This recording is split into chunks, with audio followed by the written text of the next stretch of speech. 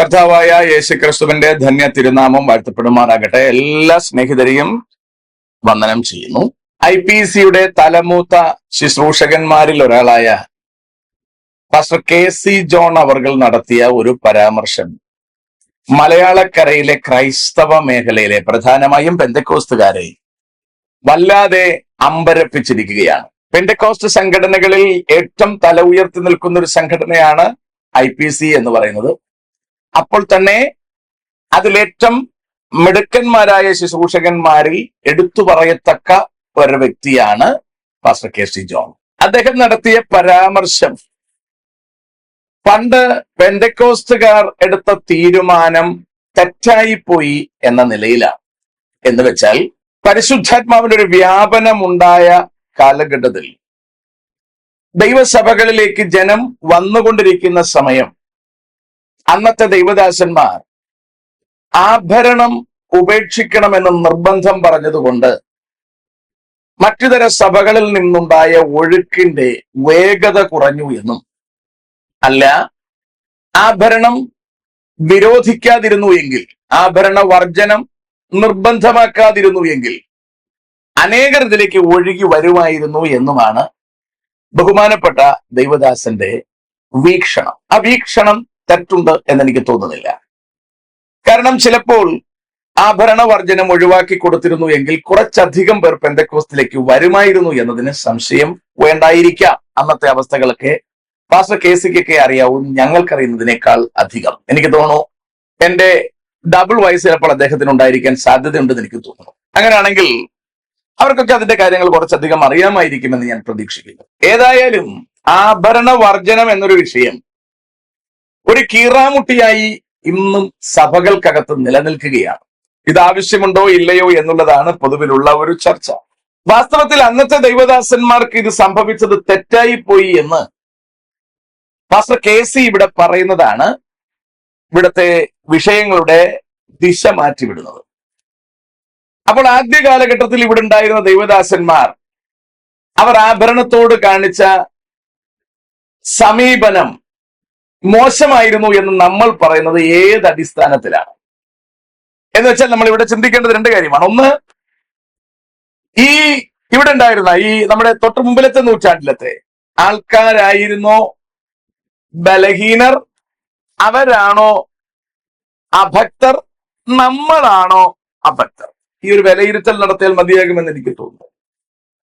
ദൈവപ്രവർത്തിക്ക് അന്നുണ്ടായിരുന്ന അത്രയും ചലനം ഇന്ന് ദൈവസഭയിൽ നമുക്ക് കാണാൻ കഴിയുന്നുണ്ടോ? നമ്മൾ ഇന്ന് കൂടുതലൊക്കെ പഠിച്ചു, പല രാജ്യങ്ങളൊക്കെ യാത്ര ചെയ്തു, പല ഉപദേശ സംഹിതകളൊക്കെ നമ്മൾ ഗ്രഹിച്ചു. എന്നിട്ട് നമുക്കുണ്ടായ IPC 100 കൊല്ലം കഴിഞ്ഞിരിക്കുകയാണല്ലോ. ഈ 100 കൊല്ലം കഴിഞ്ഞു നിൽക്കുന്ന ഈ അവസ്ഥയിൽ നമ്മുടെ പിതാക്കന്മാരുടെ കാലത്തുണ്ടായിരുന്നതിനേക്കാൾ ആത്മിക വർധന ഉണ്ടായിട്ടുണ്ടോ അതോ ശോഷണമാണോ സംഭവിച്ചിട്ടുള്ളത്? ഇത് വിലയിരുത്തിയാൽ തന്നെ കാര്യം മനസ്സിലാവും. അല്ലാതെ ഇത് ഓരോന്നായിട്ട് നമ്മളിങ്ങനെ വെച്ച് ഇഴകീറി പഠിക്കേണ്ടെന്ന് ആവശ്യമൊന്നുമില്ല. ഇവിടെ ഒരു വലിയ തിയോളജിയുടെ ആവശ്യമൊന്നുമില്ല. നമ്മുടെ പിതാക്കന്മാർ ഇവിടെ നടത്തിയിരുന്ന ദൈവത്തോട് അവർ കാണിച്ച സമീപനം, ലോകത്തോട് അവർ കാണിച്ച സമീപനം, അവകൾ തെറ്റായിരുന്നു എന്ന് നമ്മൾ പറയുന്നത് ഏതടിസ്ഥാനത്തിലാണ്? എന്റെ ചിന്ത ശരിയാണെങ്കിൽ നമ്മളിപ്പോൾ എത്തി നിൽക്കുന്നത് തേർഡ് ജനറേഷനാണ്, മൂന്നാമത്തെ തലമുറയാണ്. ഈ ഒന്നാമത്തെ തലമുറ എന്ന് പറയുന്നവർ കൃത്യമായി ആഭരണ വർജനത്തിൽ നിലനിൽക്കുകയും കൃത്യമായി പരിശുദ്ധാത്മാഭിഷേകം പ്രാപിക്കുകയും കൃത്യമായി വചനത്തിൽ പറഞ്ഞിരുന്ന കാര്യങ്ങൾ നടപ്പിലാക്കുവാൻ അതീവ ശ്രദ്ധ പുലർത്തുകയും ചെയ്തിരുന്നവരായിരുന്നു എന്നതിന് സംശയം വേണ്ട. തൊട്ടടുത്തു വന്ന തലമുറ മാനസാന്തരമൊന്നും കാര്യമായിട്ട് സംഭവിച്ചിട്ടില്ലെങ്കിലും അവരിങ്ങനെ ഒരു പരുവത്തിന് തത്തിപ്പൊത്തി അങ്ങ് പോയിരുന്നു. പിതാക്കന്മാരിൽ നിലനിന്നിരുന്ന ആദ്യ കാലഘട്ടങ്ങളിൽ ദൈവസഭകളിൽ നിലനിന്നിരുന്ന പരിശുദ്ധാത്മാവിന്റെ അഭിഷേകമോ ദൈവകൃപയോ അടുത്തു വന്ന തലമുറകളിലേക്ക് വ്യാപിച്ചില്ല എന്നുള്ളതാണ് അതിന്റെ പ്രത്യേകത. നമ്മളിപ്പോൾ എത്തി നിൽക്കുന്ന തേർഡ് ജനറേഷനെ സംബന്ധിച്ചിടത്തോളം പരിശുദ്ധാത്മാവ് ഉണ്ടായിരുന്നു എന്നൊരു കേൾവി മാത്രമാണ് ഇപ്പോൾ ഉള്ളത്. ഇത് നമ്മളെ പരാജയത്തിലേക്ക് തന്നെ യാത്രയാക്കൂ എന്നതിന് സംശയമൊന്നും വേണ്ട. അതുകൊണ്ട് പാസ്റ്റർ KC ജോൺ അവർകൾ മുൻ തലമുറയുടെ ഭാഗമാണ് എന്ന് പറയേണ്ടി വരുന്നതിൽ സന്തോഷമുണ്ട്. KCK ആദ്യ കാലഘട്ടത്തിൽ ശുശ്രൂഷിച്ചിരുന്ന ശുശ്രൂഷയും രംഗം വിടാൻ അടുത്തിരിക്കുന്ന ഈ കാലഘട്ടത്തിലെ ശുശ്രൂഷയും തമ്മിൽ തുലനം ചെയ്താൽ തന്നെ ഇതിന്റെ ഒക്കെ വ്യത്യാസം മനസ്സിലാക്കുവാൻ കഴിയും. നാളുകൾക്ക് മുമ്പ്, എനിക്ക് തോന്നുന്നു ഒരു 10-15 കൊല്ലങ്ങൾക്ക് മുമ്പ് എന്നാണ് എന്റെ ചിന്ത, കുമ്പനാട് കൺവെൻഷനിലേക്ക് KC ജോൺ പാസ്റ്ററൊക്കെ തിളങ്ങി നിൽക്കുന്ന സമയം. അന്നൊക്കെയാണ് ഇവർ ആദ്യമായി ജാതീയ ആൾക്കാരെ ദൈവസഭയിലേക്ക് കൊണ്ടുവരുന്ന പരിപാടി. എന്ന് പറഞ്ഞാൽ നാമധേയ ക്രൈസ്തവരെയും പൊളിറ്റിക്കൽ ലീഡേഴ്സിനെയും ഒക്കെ കൺവെൻഷന് കൊണ്ടുവരുന്ന ഒരു ട്രെൻഡ് ആരംഭിച്ചത് ആ കാലഘട്ടത്തിലാണ്. എനിക്ക് നല്ല ഓർമ്മയുണ്ട്. എല്ലായിടവും എന്ന് പറഞ്ഞാൽ സത്യസായി ബാബയുടെ അടുക്കലും അമൃതാനന്ദമ്മയുടെ അടുക്കലും പിന്നെ കൈ കിട്ടുന്ന എല്ലാ സ്ഥലത്തും പോയിക്കൊണ്ട് നടന്ന ഒരു നാമധേയ ക്രൈസ്തവനായിരുന്നു നമ്മുടെ ഒരു മെത്രോപ്പൊലീത്ത. നിങ്ങൾക്കറിയാം, ഞാൻ പേര് പറയാൻ താല്പര്യപ്പെടുന്നില്ല. അദ്ദേഹത്തെ ഇവർ IPCയുടെ ജനറൽ കൺവെൻഷനിൽ കൊണ്ടുവന്നിട്ട് KC ജോൺ പാസ്റ്റർ എന്ന് പറഞ്ഞത് എനിക്ക് ഓർമ്മയുണ്ട്. പണ്ട് ഞങ്ങളെയൊക്കെ ഇവർ സഭയ്ക്കകത്തുനിന്ന് ഇറക്കി വിട്ടതാണ്, ഇപ്പോൾ അവർ നമ്മുടെ അടുക്കലേക്ക് വരികയാണ് എന്ന് പറഞ്ഞാൽ ഞങ്ങളെയൊക്കെ പണ്ട് സഭകളിൽ നിന്ന് ഇറക്കി വിട്ടു, ഇപ്പോൾ അവർ നമ്മുടെ അടുക്കലേക്ക് വരുന്നു. അത് ശരിക്കും നമുക്കൊന്ന് വിലയിരുത്തിയാൽ മനസ്സിലാക്കത്തക്കതേ ഉള്ളൂ. മർത്തോമ പോലുള്ള സഭകളിൽ നിന്ന് KCയെ പോലുള്ള ആൾക്കാരൊക്കെ രക്ഷിക്കപ്പെട്ടു എന്ന് ഞാൻ പറയില്ല, രക്ഷിക്കപ്പെട്ട് അവർ ആ സഭകളിൽ നിന്ന് പുറത്തു വന്നു. അന്ന് മർത്തോമക്കാർ അവരെ പുറന്തള്ളി, അല്ലെങ്കിൽ നാമധേയ ക്രൈസ്തവർ ഏത് സഭയോ ആയിക്കോട്ടെ അവരെ പുറന്തള്ളി. അവർ ആ സഭകളിൽ നിന്നൊക്കെ ഒറ്റപ്പെട്ടു, സ്വത്തുക്കൾ കിട്ടാതായി, കല്യാണങ്ങൾക്ക് ക്ഷണിക്കാതായി. ഇവരൊക്കെ വില കൊടുത്ത് കർത്താവിന് വേണ്ടി നിന്നവരാണ് എന്നാണ് ഞാൻ മനസ്സിലാക്കുന്നത്. ഞാൻ അദ്ദേഹത്തിന്റെ ഭവനത്തിൽ താമസിച്ചിട്ടുണ്ട്, ചർച്ചിൽ ശുശ്രൂഷയ്ക്ക് പോയിട്ടുണ്ട്. അതുകൊണ്ട് എനിക്കറിയാം, അവിടുത്തെ രീതിയൊക്കെ എനിക്കറിയാം. നല്ല അനുഗ്രഹിക്കപ്പെട്ട രീതിയായിരുന്നു. ഒരു 15 കൊല്ലങ്ങൾക്ക് പറയുന്ന കാര്യം ഞാൻ ഈ പറയുന്നത്. അപ്പോ അങ്ങനെ ഇവരൊക്കെ വില കൊടുത്തു കർത്താവിന് വേണ്ടി നിന്നു എന്ന കാര്യത്തിൽ സംശയമൊന്നും വേണ്ട. നാളുകൾ ചിലത് മുമ്പിലേക്ക് പോയി, മർത്തോമയിൽ നിന്ന് ഇറങ്ങി വന്നു, പരിശുദ്ധാത്മാഭിഷേകം പ്രാപിച്ചു, ദൈവകൃപയിൽ നിന്നു എന്നൊക്കെ പറയുമ്പോഴും പിൽക്കാലത്ത് രീതിയും മട്ടും ഭാവവും കൊണ്ട് അവർ നാമധേയ ക്രൈസ്തവരെ പോലെ തന്നെയായി മാറി. അപ്പോൾ മർത്തോമക്കാരും അല്ലെങ്കിൽ നാമധേയ ക്രൈസ്തവരും ഈ ഇറങ്ങി വന്നവരെ വീക്ഷിച്ചപ്പോൾ ഇവർ ഇച്ചിരി കയ്യടിയും പാട്ടും നടത്തുന്നു എന്നതല്ലാതെ പ്രത്യേകിച്ച് വലിയ വ്യത്യാസമൊന്നും ഇല്ലെന്ന് കണ്ടിട്ടാണ് അവര് നിങ്ങളുമായി ചങ്ങാത്തത്തിൽ ഏർപ്പെട്ടത്. ശരിയല്ലേ ഞാൻ ഈ പറയുന്ന കാര്യം? ശരിയാണ്. അപ്പോൾ ഇവരെ വിട്ടുപോയവർ മറ്റെവിടേക്കോ പോയി, അവർ വേർപെട്ടു പോയവരാണ്, അവർ നിത്യമായ കൃത്യമായ വേർപാടുകാരാണ് എന്നവർ മനസ്സിലാക്കിയിരുന്നെങ്കിൽ അവരായിരിക്കുന്ന ലെവലിൽ തന്നെ പെന്തക്കോസ്തുകാരുമായി ചങ്ങാത്തത്തിന് നിൽക്കില്ലായിരുന്നു. പെന്തക്കോസ്തിൽ ചേരണമായിരുന്നു എങ്കിൽ അവർ നിന്നിരുന്ന ഗതികൾ വിട്ടേച്ചും വരുമായിരുന്നു, അല്ലെങ്കിൽ അവർ അതിൽ തന്നെ തുടരുമായിരുന്നു. ഇതെല്ലാം ഒന്ന് തന്നെയാണെന്നുള്ള മട്ടിലേക്കാണ് ഇതിന്റെ അവസാനത്തെ ചെന്നെത്തൽ. ഇതൊരു അപകടകരമാണ്. അതിന്റെ അടുത്ത ലാപ്പാണ് ഇപ്പൊ നമ്മൾ കണ്ടുകൊണ്ടിരിക്കുന്നത്. ബഹുമാനപ്പെട്ട KC പറയുന്നത്, അന്ന് നമ്മൾ ആ ഭരണവർജനം പറയാതിരുന്നു എങ്കിൽ ഒരുപാട് ആൾക്കാർ വരുമായിരുന്നു. എനിക്ക് KC പാസ്റ്ററോട് ചോദിക്കാനുള്ളത്, പാസ്റ്റർജി, ഒരുപാട് ആൾക്കാർ പെന്തക്കോസ്തിലോട്ട് വന്നിട്ട് എന്ത് ചെയ്യാനാണ്? അന്ന് ആ ഭരണം അടക്കമുള്ളത് ഉപേക്ഷിക്കാൻ തയ്യാറായ ജനം കർത്താവിന്റെ പുറകെ ഇറങ്ങി തിരിച്ചത് കൊണ്ട് ഒരുപാട് വില കൊടുക്കേണ്ടി വന്നവർ, ഒറ്റപ്പെടേണ്ടി വന്നവർ, കുടുംബങ്ങൾ നഷ്ടപ്പെട്ടവർ, സർവവും നഷ്ടപ്പെട്ടവരായി ഈ അനേകർ കർത്താവിന്റെ പുറകെ ഇറങ്ങി തിരിച്ചു. അവരിലൂടെ ഇവിടെ ഒരുപാട് സഭകൾ സ്ഥാപിക്കപ്പെട്ടു, ആയിരക്കണക്കിന് ജനം രക്ഷയിലേക്ക് വന്നു. അവർ ഒരുപാട് വില കൊടുത്തു, കർത്താവിന് വേണ്ടി നിലനിന്നു. ആ ജനത്തിന്റെ അടുത്ത തലമുറ പോലും ലോകത്തിലേക്ക് ഇറങ്ങിപ്പോയി എന്നറിയണം. പരിശുദ്ധാത്മാവിന്റെ നിറവില്ലാത്തവരായി മാറിപ്പോയി എന്നറിയണം. അപ്പോൾ ആ ഭരണം ഉപേക്ഷിക്കേണ്ടാത്ത ഒരു ഉപദേശം നിലനിർത്തിക്കൊണ്ട് കംപ്ലീറ്റ് മടകളും അഴിച്ചു വിട്ടുകൊടുത്തിരുന്നു എങ്കിൽ എല്ലാവരും പെന്തക്കോസ്തിലേക്ക് ഒഴുകുമായിരുന്നു. പക്ഷേ ഈ കഴിഞ്ഞ നൂറ്റാണ്ടിൽ തന്നെ പെന്തക്കോസ്തിന്റെ അനുഭവമില്ലാത്ത ഒരവസ്ഥ ഇവിടെ സംജാതമാകുമായിരുന്നു.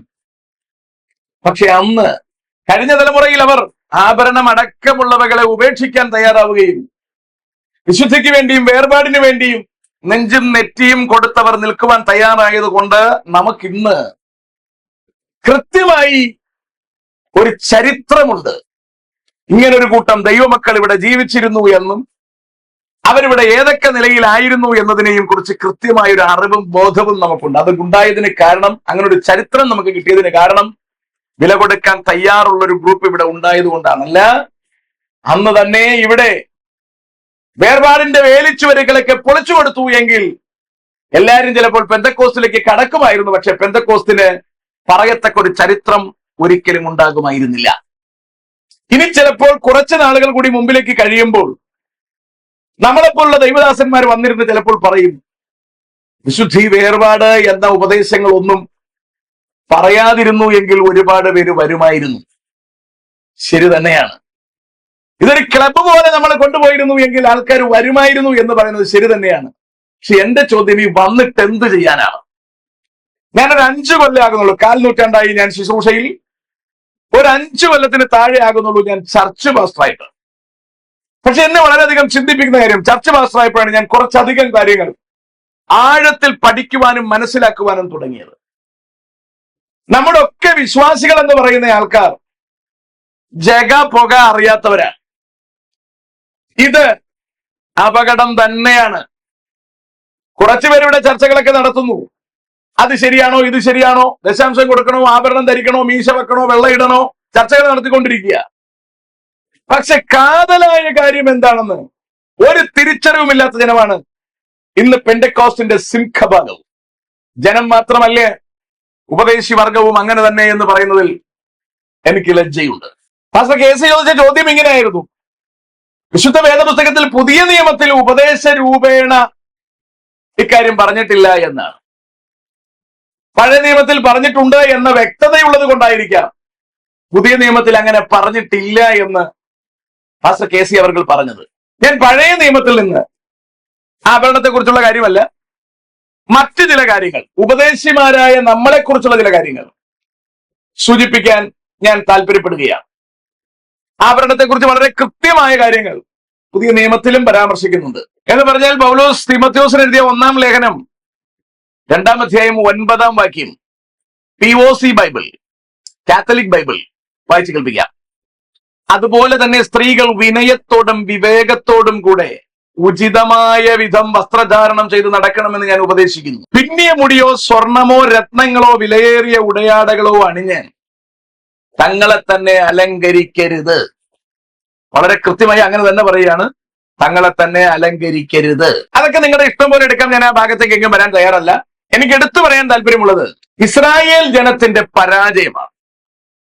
ഇസ്രായേൽ ജനത്തിന്റെ പരാജയത്തിന്റെ പ്രധാന കാരണങ്ങളിൽ ഒന്ന് ഈ ജനത്തെ നടത്തിയ ഉപദേഷ്ടാക്കന്മാരാണ്. ഞാനൊരു 2-3 വാക്യം ഒരു റെഫറൻസിന് വേണ്ടി നിങ്ങളെടുത്ത് പറഞ്ഞിട്ട് ഈ ആഭരണത്തെക്കുറിച്ചുള്ള സംഭവം എന്താണെന്നൊരു ചെറു വിവരണവും പറഞ്ഞ് ഞാൻ പെട്ടെന്ന് ഈ ഭാഗം അവസാനിപ്പിച്ചോളാം. യിരെമ്യാ പ്രവചനം 8-ാം അധ്യായം 4 മുതലുള്ള വാക്യങ്ങൾ: നീ അവരോട് പറയേണ്ടത്, യഹോവ ഇപ്രകാരം അരുളി ചെയ്യുന്നു, ഒരുത്തൻ വീണാൽ എഴുന്നേൽക്കയില്ലയോ?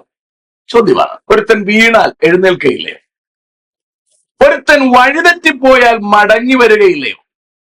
യെരൂശലേമിലെ ഈ ജനമോ ഇടവിടാതെ പിന്മാറിയിരിക്കുന്നതും വഞ്ചന മുറുകെ പിടിച്ചുകൊണ്ട് മടങ്ങി വരാൻ മനസ്സില്ലാതിരിക്കുന്നതും എന്ത്? ഞാൻ ശ്രദ്ധ വെച്ച് കേട്ടു, അവർ നേര് സംസാരിച്ചില്ല. കർത്താവ് ശ്രദ്ധ വെച്ച് കേട്ട കാര്യം പറയുകയാണ്. അയ്യോ, ഞാൻ എന്ത് ചെയ്തു പോയി എന്ന് ആരും തന്റെ ദുഷ്ടതയെക്കുറിച്ച് അനുതപിച്ചില്ല. കുതിര പടയ്ക്ക് പായുന്നത് പോലെ ഓരോരുത്തൻ താന്താന്റെ വഴിക്ക് തിരിഞ്ഞിരിക്കുന്നു. ഇവിടെയാണ് ഞാൻ നേരത്തെ പറഞ്ഞ കാര്യത്തിന്റെ പ്രസക്തി. ഈ പാസ്റ്റർ KC അടക്കമുള്ളവരുടെ മുൻപിലുണ്ടായിരുന്ന തലമുറ, അവരുടെ കാലഘട്ടത്തിൽ മലയാളക്കരയിൽ ഉണ്ടായിരുന്ന പരിശുദ്ധാത്മാവിന്റെ വ്യാപാരം, ആത്മാവിന്റെ പ്രദർശനങ്ങൾ എന്തുകൊണ്ട് ഇവരുടെയൊക്കെ കാലഘട്ടത്തിൽ കെട്ടുപോയി?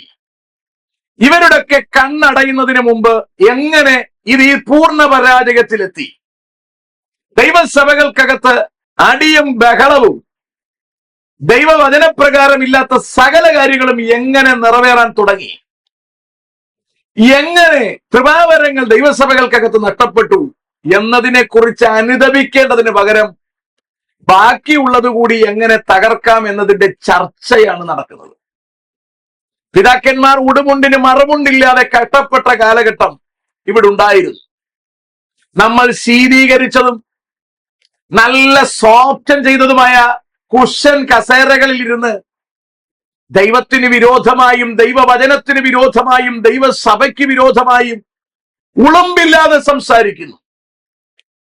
കർത്താവിന്റെ വചനത്തിന്റെ വ്യാപനത്തിന് ദൈവം നൽകിയിരിക്കുന്ന സോഷ്യൽ മീഡിയ, അതിനുവേണ്ടി ദൈവം നമുക്ക് നൽകിയിരിക്കുന്ന അനുഗ്രഹിക്കപ്പെട്ട പ്ലാറ്റ്ഫോംസ്, ഡിജിറ്റൽ സൗകര്യങ്ങൾ, ഇവകൾ മുഴുവൻ ഉപയോഗിച്ച് ദൈവസഭയുടെ വേരുമാന്തുകയാണ് ഇന്ന് ഈ ദുഷ്ടതലമുറ ചെയ്യുന്നത് എന്ന് പണ്ട് ഇസ്രായേലിലെ പുരോഹിതന്മാർ ചെയ്തിരുന്ന സെയിം സാധനത്തെ എടുത്തു വെച്ച് നമുക്ക് വായിച്ച് ഗ്രഹിക്കാൻ കഴിയും. അതാ ഇവിടെ പറയുന്നത്, ഞാൻ ശ്രദ്ധിച്ചു കേട്ടു, അവർ നേര് സംസാരിച്ചില്ല.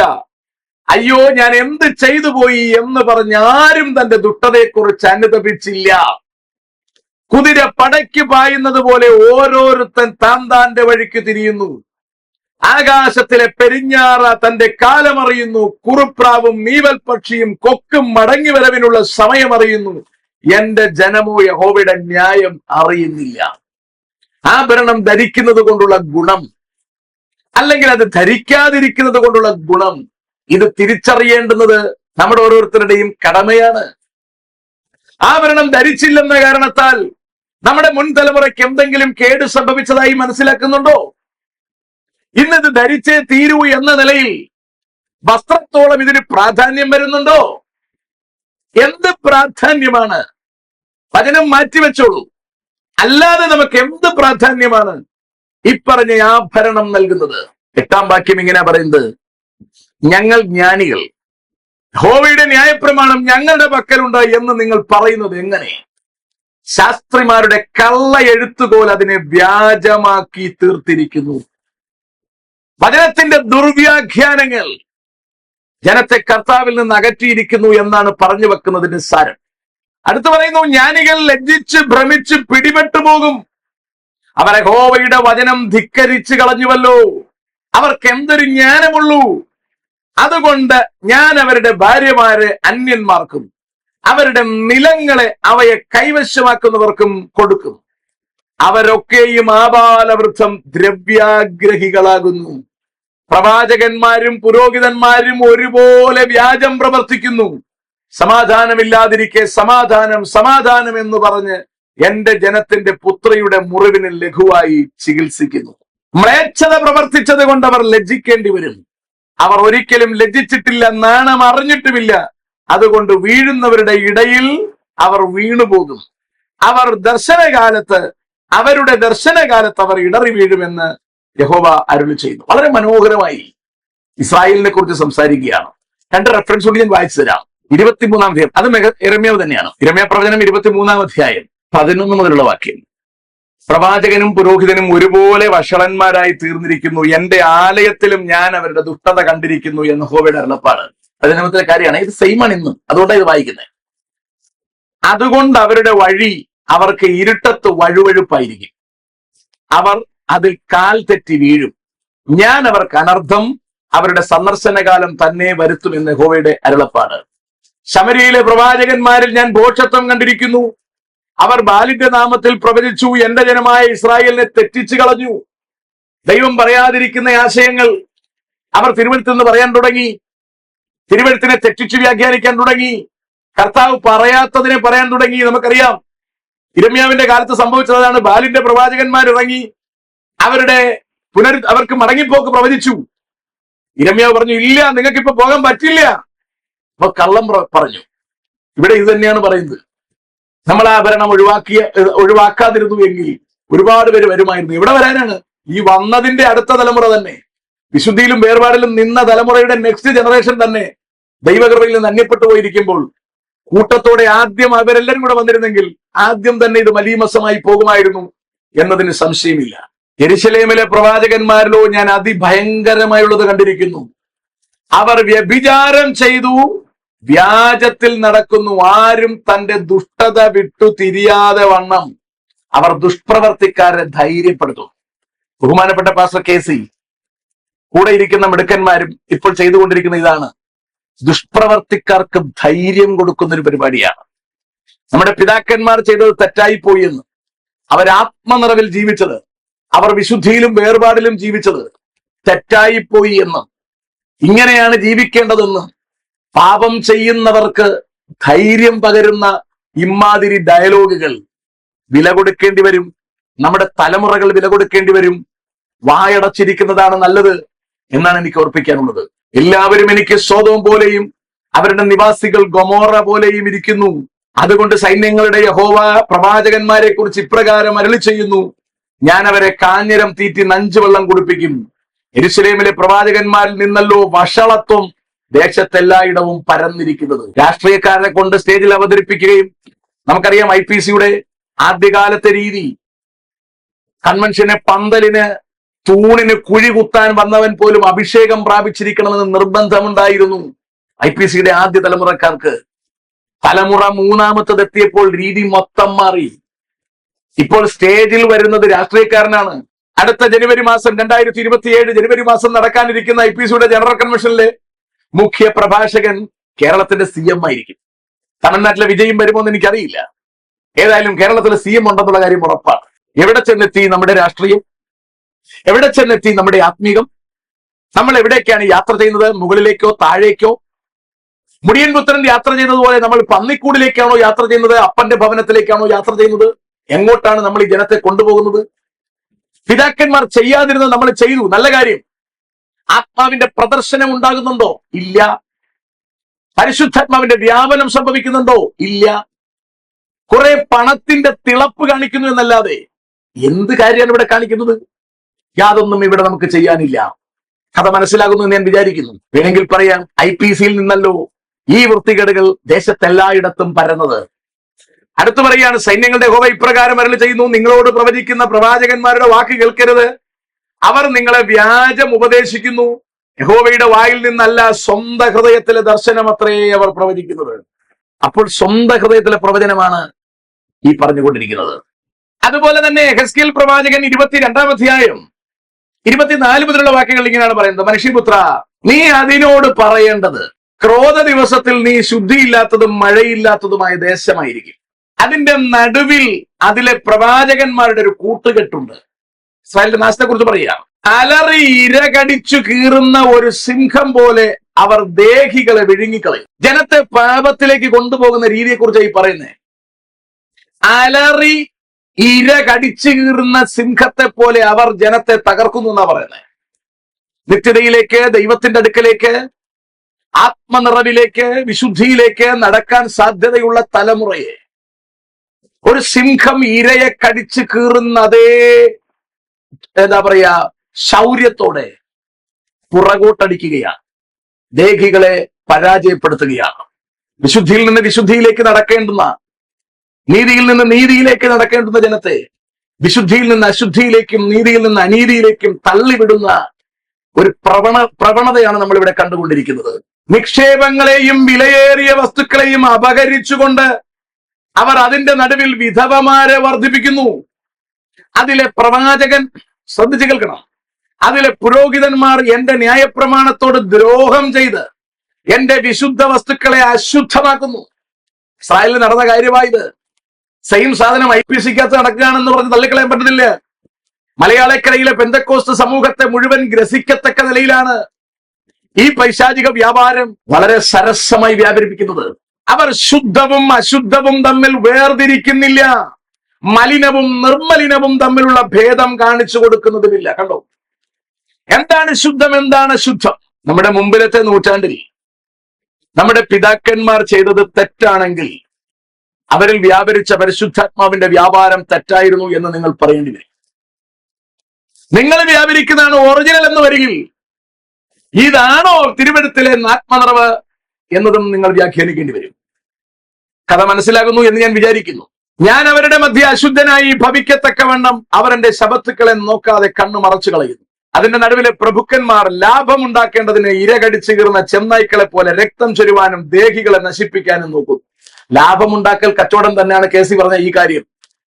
നമ്മൾ അന്ന് വിശുദ്ധിയുടെ അല്ലെങ്കിൽ ആഭരണ വർജനത്തിന്റെ ഒരു ബാരിക്കേജ് വയ്ക്കാതിരുന്നെങ്കിൽ ആൾക്കാർ ഒരുപാട് പേര് വരുമായിരുന്നു, ഏതാണ്ടൊക്കെ ഉണ്ടാകുമായിരുന്നു. അതിലെ പ്രവാചകന്മാർ വ്യാജം ദർശിച്ചും കള്ളപ്രവചനം പറഞ്ഞും യഹോവ അരുളി ചെയ്യാതിരിക്കെ യഹോവയായ കർത്താവ് അരുളി ചെയ്യുന്നു എന്ന് പറഞ്ഞുകൊണ്ട് അവർക്ക് കുമ്മായം തയ്ക്കുന്നു. ദേശത്തിലെ ജനം ഞെരുക്കം ചെയ്യുകയും പിടിച്ചുപറിക്കുകയും എളിയവനെയും ദരിദ്രനെയും ഉപദ്രവിക്കുകയും പരദേശിയെയും അന്യായമായി പീഡിപ്പിക്കുകയും ചെയ്യുന്നു. ഞാൻ ദേശത്തെ നശിപ്പിക്കാതെ വണ്ണം അതിന് മതിൽ കെട്ടി അതിന്റെ മുൻപാകെ ഇടിവിൽ നിൽക്കേണ്ടതിന് ഒരു പുരുഷനെ ഞാൻ അവരുടെ ഇടയിൽ അന്വേഷിച്ചു, ആരെയും കണ്ടില്ല താനും. ആകയാൽ ഞാൻ എന്റെ ക്രോധം അവരുടെ മേൽ പകർന്ന് എന്റെ കോപാഗ്നി കൊണ്ട് അവരെ മുടിച്ചു കളഞ്ഞിരിക്കുന്നു. അവരുടെ നടപ്പിന് തക്കവണ്ണം ഞാൻ അവർക്ക് പകരം കൊടുത്തിരിക്കുന്നു എന്ന് യഹോവയായ കർത്താവിന്റെ അരുളപ്പാട്. ഞാൻ കൂടുതൽ വിശദീകരണമൊന്നും പറയാൻ താല്പര്യപ്പെടുന്നില്ല. ഇതാണ് പഴയ നിയമ ഇസ്രായേലിൽ സംഭവിച്ചത്. ആ ജനത്തിന്റെ നടുവിൽ നിന്ന് ആ ജനത്തെ വിടുവിക്കുവാനാണ് കർത്താവായ യേശു ഭൂമിയിലേക്ക് വന്നത്. അപ്പോഴും അവർ യേശുവിനെ സ്വീകരിക്കാതെ പോയത് കൊണ്ട് ജാതികളായി നമുക്ക് രക്ഷയ്ക്കുള്ള ഒരു അവസരം ഒരുക്കി തന്നു. നമ്മുടെ ഇടയിലും ഇന്ന് ഈ കള്ളപ്രവാചകന്മാരും കള്ള ഉപദേശിമാരും ആടുകളുടെ വേഷം ധരിച്ച് ചെന്നായിന്റെ സ്വഭാവം കാണിക്കുന്ന ഈ പരിപാടികളെ ജനം തിരിച്ചറിയുവാനും അവനവൻ നിത്യതയ്ക്ക് വേണ്ടി ഒരുങ്ങുവാനും തയ്യാറാവണം. നമ്മുടെ sum and substance of Christian life എന്ന് പറയുന്നത് ദൈവത്തിന്റെ മക്കളാക്കി ദൈവം ജന്മം നൽകി ഏദനിൽ കർത്താവ് പ്രതിഷ്ഠിച്ചിരുന്ന ജനമാണ് ആദമും ഹൗവയും. ദൈവം ജനത്തോട് പറഞ്ഞു, ഞാൻ നിങ്ങളുടെ പിതാവും നിങ്ങൾ ഞങ്ങളുടെ മക്കളുമായിരിക്കും. ഇനി അത് വേണ്ടെങ്കിൽ തോട്ടത്തിന്റെ നടുവിൽ നിൽക്കുന്ന വൃക്ഷത്തിന്റെ ബലം തിന്നാൽ നമ്മൾ തമ്മിലുള്ള ബന്ധം അവസാനിക്കും. മനുഷ്യൻ ആ വൃക്ഷബലം തിന്നു. പിശാചിന്റെ സ്വാധീനത്താൽ അവൻ ആ വൃക്ഷബലം തിന്നു. ദൈവമക്കൾ എന്ന പദവി അവന് നഷ്ടപ്പെട്ടു. തോട്ടത്തിൽ നിന്ന് പുറത്താകുന്നു. തോട്ടത്തിൽ നിന്ന് പുറത്താകുമ്പോൾ മനുഷ്യനാകെ ഉള്ളത് കർത്താവ് കൊടുത്ത വസ്ത്രം മാത്രമാണ്. അവന് മൂക്കുത്തി വേണമായിരുന്നെങ്കിൽ കർത്താവിന് കൊടുക്കാമായിരുന്നു. അവന് അരഞ്ഞാണമോ മറ്റെന്തെങ്കിലും വേണമായിരുന്നെങ്കിൽ കർത്താവിന് കൊടുക്കാമായിരുന്നു.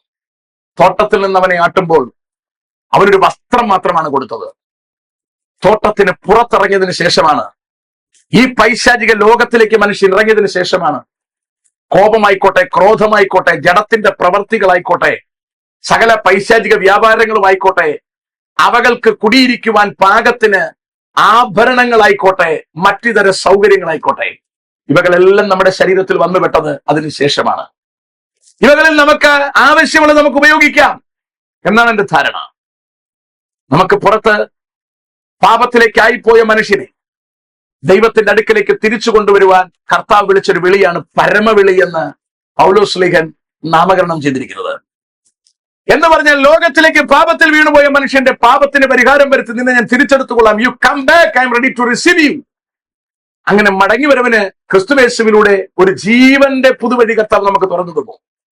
പാപത്തിൽ ലോകത്തിലായി പോയ മനുഷ്യന് ദൈവത്തിന്റെ അടുക്കലേക്ക് വരാനൊരു വഴി, ആ വഴി നമുക്ക് തുറന്നു തരുമ്പോൾ നമ്മൾ ദൈവത്തിന്റെ അടുക്കലേക്ക് തിരിച്ചെത്തുമ്പോൾ വസ്ത്രമൊഴികെ ഇപ്പറഞ്ഞ ആഭരണങ്ങളോ ജഡത്തിന്റെ പ്രവർത്തികളോ ഒന്നും സൂക്ഷിച്ചുകൊണ്ട് അകത്തേക്ക് കടക്കാൻ കർത്താവ് നമ്മൾ ഇന്ന് ആഗ്രഹിക്കുന്നില്ല.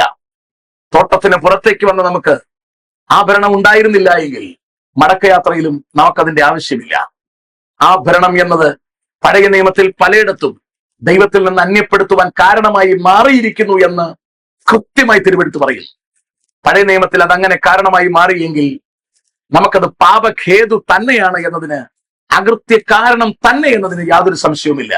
എബ്രായ ലേഖകൻ പറയുന്നു, മുറുകെ പറ്റുന്ന സകലത്തിനെയും, പിശാചിന് നമ്മെ തള്ളിയിടുവാൻ സാധ്യതയുള്ള സകലത്തെയും നമ്മുടെ ശരീരത്തിൽ നിന്ന് വലിച്ചെറിഞ്ഞ് നമുക്ക് മുൻപിൽ വെച്ചിരിക്കുന്ന ഓട്ടം സ്ഥിരതയോടെ ഓടുക. നമ്മുടെ മുൻപിൽ ഒരു ഓട്ടം വെച്ചിട്ടുണ്ട്. നമ്മുടെ പിതാവിന്റെ വീട്ടിലേക്ക് മടങ്ങിയെത്തേണ്ടുന്ന ഓട്ടം. ആ പരമവിളിയുടെ ലാക്കിലേക്ക് വിരുദിനോട് ഓടുന്ന ആ ഓട്ടത്തിൽ നമുക്ക് ആഭരണമല്ല ആവശ്യം, നമുക്ക് ഭൗതികതകളല്ല ആവശ്യം. ഈ ലോകത്തെ വിട്ടൊരു മടങ്ങി ഓട്ടമാണ്. അതിന് പ്രത്യേകം വാക്യം കിട്ടിയാലേ മാറാൻ സാധ്യതയുള്ളൂ എങ്കിൽ മാറാൻ യാതൊരു സാധ്യതയുമില്ല. വാക്യത്തിന് വേണ്ടി കാത്തിരിക്കുന്നവൻ വാക്യത്തിന് കാത്തിരിക്കട്ടെ, കേൾപ്പാൻ ചെവിയുള്ളവൻ കേൾക്കട്ടെ, ഗുണം പിടിക്കാൻ താല്പര്യമുള്ളവൻ ഗുണം പിടിക്കട്ടെ. തിരുവെഴുത്തിൽ ഇനിയും വ്യാഖ്യാനം കിട്ടുമെന്നോ കർത്താവ് നേരിട്ട് വന്ന് പറയുമെന്നോ കാത്തിരിക്കരുത്. ലഭ്യമായ സൗകര്യം ഉപയോഗിച്ചു കൊള്ളണം. അഖിലാണ്ടത്തിന്റെ ഉടയവനെ പരിചയപ്പെട്ടാൽ പോരാ, അപ്പാ പിതാവേ എന്ന് വിളിക്കുവാനുള്ള പുത്രത്വം പ്രാപിച്ച് പുത്രത്വത്തിന്റെ ആത്മാവിനെയും സ്വീകരിച്ച് ആ കർത്താവിന്റെ അടുക്കലേക്ക് ചെന്നെത്താൻ കർത്താവ് നമുക്ക് വഴിയൊരുക്കട്ടെ. വഴിയിൽ ആരും നമ്മളെ പരാജയപ്പെടുത്താതിരിക്കാൻ സൂക്ഷിച്ചുകൊള്ളുക. ഇസ്രായേലിനെ നശിപ്പിച്ചത് അവരുടെ പുരോഹിതന്മാർ തന്നെ, അവരുടെ പ്രവാചകന്മാർ തന്നെ, അവരുടെ രാജാക്കന്മാർ തന്നെ. അത്യാദി അപകടം നമുക്ക് സംഭവിക്കാതിരിക്കേണ്ടതിന് നമ്മുടെ മുൻപിലുള്ള തലമുറയിൽ ഉണ്ടായിരുന്ന ആത്മനിറവും ദൈവകൃപയും നമുക്കുണ്ടാകാൻ പാകത്തിന് അവർ അനുവർത്തിച്ച വിശുദ്ധിയും വേർപാടും സൂക്ഷിച്ചുകൊണ്ട് നമുക്ക് നിത്യതയ്ക്കൊരുങ്ങാം. ദൈവം നമ്മെ അനുഗ്രഹിക്കുമാറാകട്ടെ.